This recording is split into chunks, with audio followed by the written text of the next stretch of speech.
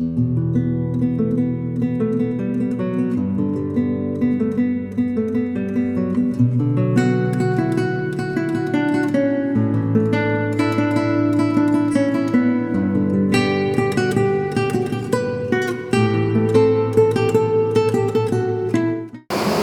year did you start your breeding? This is an easy question because we actually just have our first foal this year. It's born on the last day of January, so the 31st of January, on a very, very rainy morning. And typically, because I was looking after the mare every single day, and on Sunday morning, it was a Sunday morning, I had to go to work. And I said to my partner, please, if the foal is there, please call me. I will cancel and work, and I will come immediately and have a look at him. So yeah, and it happened like this. He was there, and he was fine, and the mother, it was her first foal. So of course there were some things you were getting quite. So your first foal as a breeder, and then the first foal from the mare. But of course we had the mare under control, and it was all normal as such, and so the birth was easy. And yeah, so I went to work and I got the pictures when I just arrived at work that he was born, and then I've seen him just 3 hours after he was born. With which breeding horses did you start your breeding?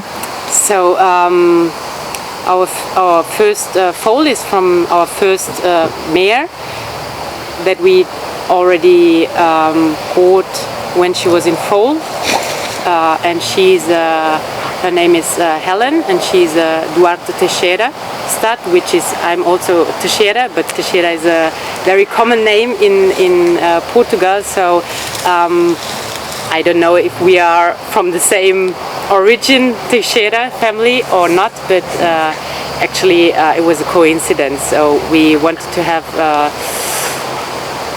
a black mare to start with.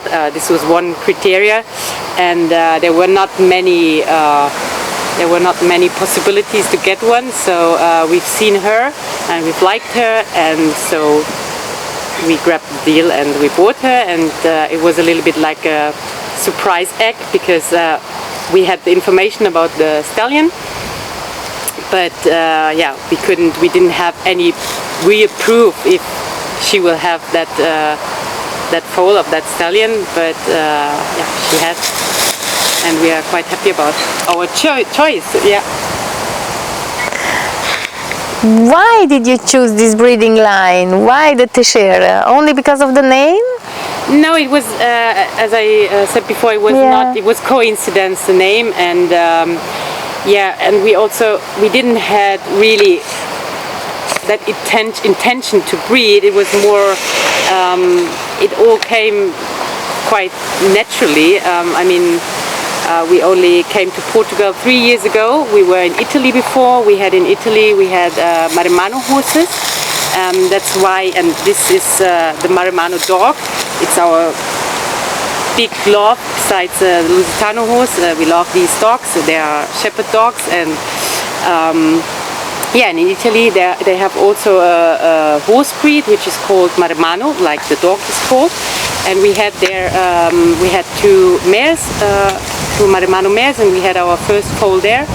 And then for some personal reasons we wanted to go away from Italy and wanted to move to Portugal, and yeah, it was, but already in Italy it was clear that for me personally the only horse I would think it's worth to breed with, the only breed must be the Lusitano. I mean, I'm half Portuguese on the paper and in the heart.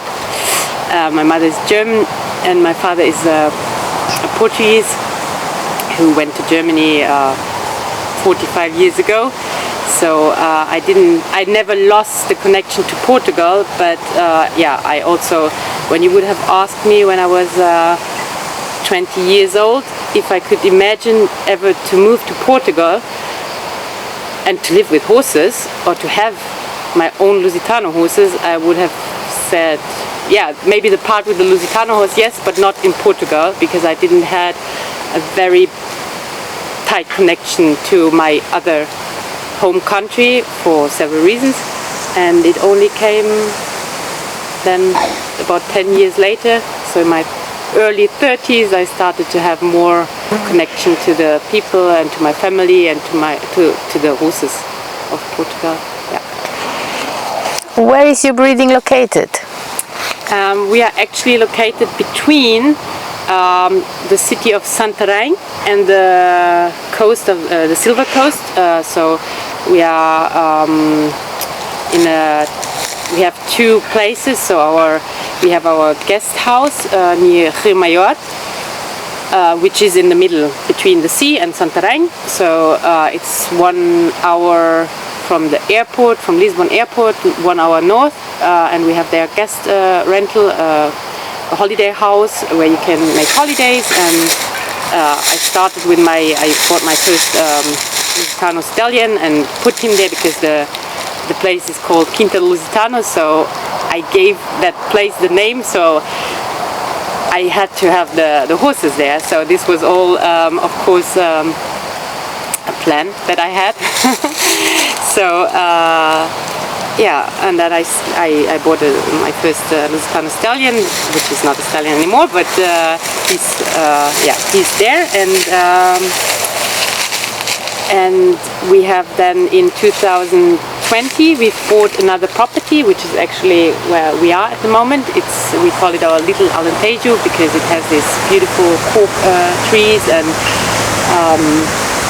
it's not much, it's 5 hectares, but we also don't have much horses at the moment. And I had a very funny experience some month ago because we have here a little stable which was for pigs, and then we transformed it into a horse stable. And when I received guests at home, it was always, of course, it's nice to have guests at home, but on the other hand, it's your place where you live, and then it's because we are living close to the pool at home. So sometimes there was not enough privacy as such, because you are very close to the guests. So when we had this place and it didn't have water, it didn't have electricity, but it was just, I felt like this is the place I wanna be, and I'm quite happy we found this little piece of paradise.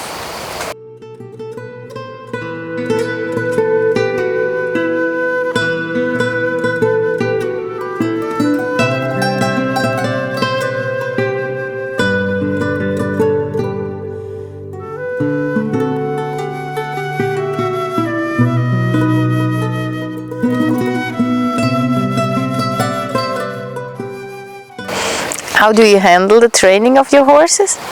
Well, the training of the horses, it's a more future matter, because we bought 2 fillies from last year.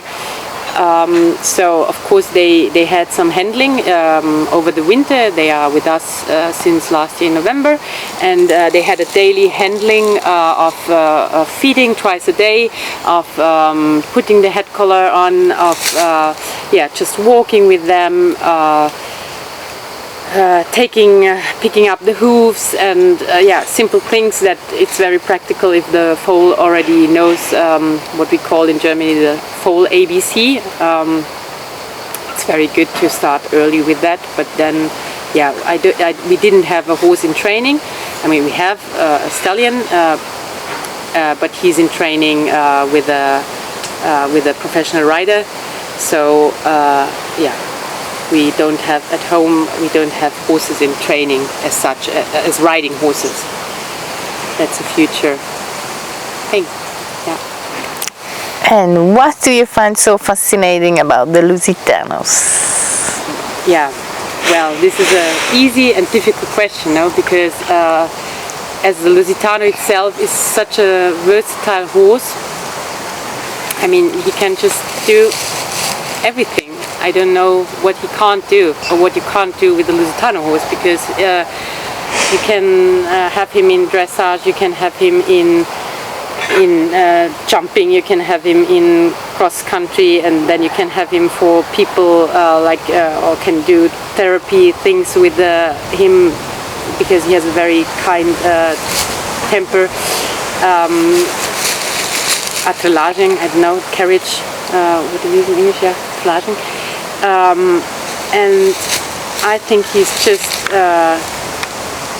first of all, it's, for me, in my opinion, the most beautiful horse from his exterior, but then also from his interior is a very generous horse, I think.